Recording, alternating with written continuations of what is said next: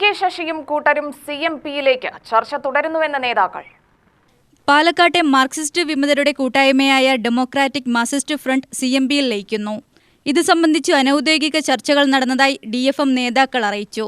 CPM മുൻ MLA ആയ ശശിയും കൊഴിഞ്ഞാമ്പാറ മുൻ പഞ്ചായത്ത് പ്രസിഡന്റ് സതീഷും അടക്കമുള്ളവരാണ് CMPയിലേക്ക് ചേക്കേറുക. ഇവരുടെ കൂടെ 100ഓളം പേരും CMPയിൽ ചേരും.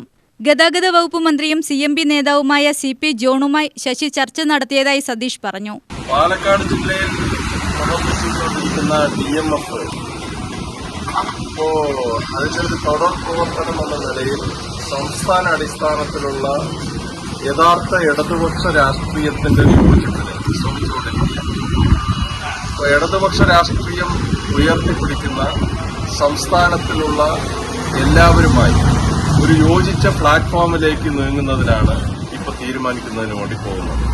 ഇപ്പോൾ DMFന്റെ ജില്ലാ കമ്മിറ്റിയും അതുപോലെ തന്നെ ജില്ലാ സെക്രട്ടേറിയറ്റുമെല്ലാം അടുത്ത ദിവസങ്ങളിൽ യോഗം ചേരുന്നതിന് വേണ്ടി പോവുകയാണ്.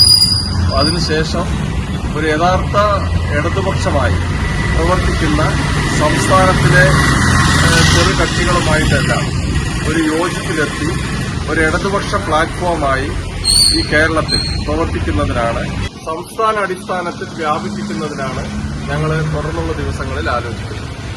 അതിന്റെ ജില്ലാ കമ്മിറ്റിയും ജില്ലാ സെക്രട്ടേറിയറ്റുമെല്ലാം ഇപ്പോൾ ഞങ്ങൾ തീരുമാനിച്ചിട്ടുള്ള DMFന്റെ പാലക്കാട് ജില്ലാ കമ്മിറ്റിയും ജില്ലാ സെക്രട്ടേറിയറ്റും തുടർന്നുള്ള ദിവസങ്ങളിൽ ചേർന്ന് അതിലൊരു തീരുമാനമെടുത്തതിന് ശേഷം തുടർ പ്രവർത്തനം എന്ന നിലയിൽ സംസ്ഥാന അടിസ്ഥാനത്തിൽ ഒരു ഇടതുപക്ഷ പ്ലാറ്റ്ഫോം രൂപീകരിക്കുന്നതിന് ആലോചിക്കും. പാലക്കാട് നടക്കുന്ന ലയന കൺവെൻഷനിൽ വെച്ചാവും നേതാക്കൾ ഇവരെ സ്വീകരിക്കുക. CPM നേതാവും മന്ത്രിയുമായിരുന്ന MV രാഘവൻ രൂപീകരിച്ച CMPയിൽ CPMൽ നിന്ന് പല നേതാക്കളും ആദ്യകാലത്ത് കൂറുമാറിയെങ്കിലും പിന്നീട് CP ജോൺ മാത്രമായി പാർട്ടിയുടെ നേതാവ്. ജില്ലാതലങ്ങളിൽ CPM വിട്ട പല പ്രാദേശിക നേതാക്കളുണ്ടെങ്കിലും കാര്യമായ നേതൃമുഖം CMPക്കില്ല. ഇതാണ് CP ജോണിനെയും കൂട്ടരെയും ശശിയെ സ്വീകരിക്കാൻ നിർബന്ധിതമാക്കുന്നത്.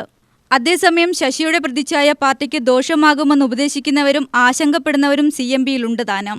ഇതാണ് ലയനം വൈകാൻ കാരണമാകുന്നത്. CPM ജില്ലാ സെക്രട്ടറിയുമായുള്ള അഭിപ്രായ ഭിന്നതയാണ് ശശിയെ പാർട്ടി വിടാൻ പ്രേരിപ്പിച്ചത്. CPMന്റെ ആശയങ്ങളോട് ശശിക്കും കൂട്ടർക്കും പ്രത്യയശാസ്ത്രപരമായ ഭിന്നതയില്ല. ഇന്നത്തെ അവസ്ഥയിൽ ശശിയെയും മറ്റും CPM നേതൃത്വം തിരികെ സ്വീകരിക്കാനുള്ള സാധ്യതയും തള്ളിക്കളയാനാവില്ല എന്നതും രാഷ്ട്രീയ നിരീക്ഷകർ ചൂണ്ടിക്കാട്ടുന്നുണ്ട്. UTV news, Palakkad.